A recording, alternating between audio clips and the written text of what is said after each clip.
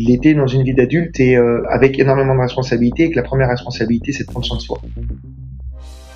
345 secondes chrono. Histoire de déclics qui ont tout changé. Je suis Alexandre Mingal, passionné par la vente et l'intelligence émotionnelle.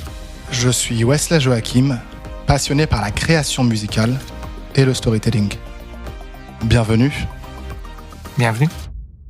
Bonjour, je m'appelle David Ousmane, j'ai 40 ans, j'ai 2 enfants, je suis serial entrepreneur. C'est mon père qui m'a fait un cadeau qui a marqué le reste de ma vie, qui était de m'offrir un ordinateur. Dès l'âge de 8 ans, en fait, je sais que je veux faire de l'informatique. Je choisis d'intégrer Télécom Nancy, qui est une école d'ingénieurs spécialisée en informatique. Je monte ma première boîte qui s'est appelée Myriatech et que j'ai crashé au bout de 9 mois.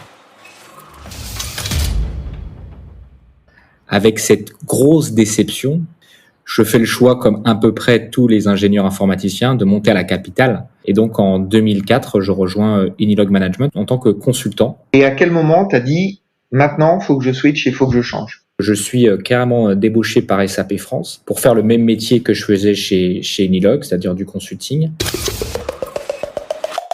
Donc, là, tu quittes SAP, tu montes Inventi. Inventi, c'est quoi? Inventi, c'est un cabinet de conseil. Première année, 650 000. La deuxième année, 2,4 millions. La troisième année, 4 millions. Un truc de malade mental. C'est 15 heures par jour à bosser. C'est une personne en recrutement par semaine. C'est 3 ou 4 nouveaux clients par mois.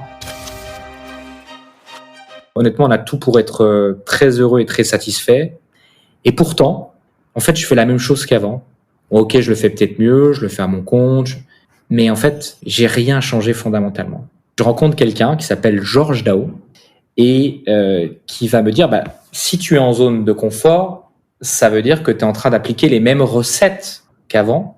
Et là, je fais une seule chose, qui est de changer drastiquement ma politique de recrutement. C'est-à-dire de ne pas embaucher mes jumeaux, c'est-à-dire des experts dans chacun des domaines, mais d'aller chercher des gens bien meilleurs que moi. La mise en œuvre de ce changement, comment elle se fait? Donc, je suis rentré au bureau à Sofia et je me suis dit, mais qu'est-ce qu'on peut faire? Je t'ai noirci un tableau, un énorme tableau, 4 mètres par 3, là, stylo avec toutes les couleurs, et et ça donne naissance à Performer. Et donc, on fait le choix, et c'est en juin 2015, de réunir justement les 12 clients les plus privilégiés.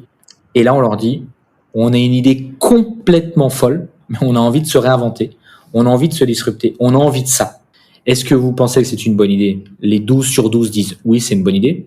Il y en a eu un tiers qui nous a dit si tu sors le produit, nous, ça nous intéresse. Qu'est-ce que ça change pour toi en tant que chef d'entreprise et fondateur d'Inventi? Ça change tout parce que là, du coup, je sais pas faire. Construire un produit et délivrer du service, ça n'a rien à voir. Et ce qui est venu véritablement célébrer la partie commerciale, c'est en avril 2017. On arrive à signer en un dossier quasiment l'équivalent du chiffre d'affaires sur les 4 précédentes années d'Inventi. On est sur une comète, quoi. Je suis plus dans mon rôle avec une espèce de conscience, de prise de recul. Ah non. Ce sont mes émotions d'exaltation qui vont pendant 5-6 mois me monter à un niveau d'adrénaline où j'écoute plus rien. Et au bout du 5-6e mois, le réveil a été très, très douloureux. Qu'est-ce qui va se passer pour que d'un coup tu réalises et que tu commences à te dire merde, là maintenant il faut que ça change? C'est le banquier, il est face à moi. Il était juste venu boire le café. David, hier on a parlé au téléphone, je pense que t'as pas percuté là. Là ça m'a mis en disant ok, tu descends de ton nuage. Et donc la boîte derrière a payé très très très très fort ce dossier et mon incapacité pendant des semaines, des mois, à avoir une lucidité très très claire sur ce qui se passait. On coupe la boîte en deux, software d'un côté, service, on fait une levée de fonds, mais de se séparer des gens qui étaient là depuis le début pour continuer à survivre, c'est la même chose que celui qui est coincé et qui doit à un moment donné se couper le bras pour continuer à survivre. Comment est le David Ousmane d'aujourd'hui par rapport au David Ousmane, chef d'entreprise d'Inventi? Qu'est-ce que ça a changé cette aventure pour toi?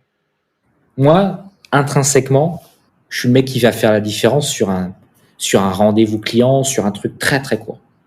C'est dans la durée que se construisent les belles histoires.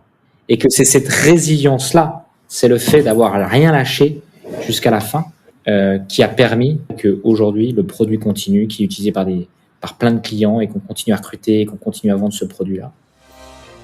Ce qui est devenu David, c'est une version sublimée de ce qu'il était avant. Le fait de vivre ça aux côtés de David a été une aventure. Pour moi, ça a changé ma vie.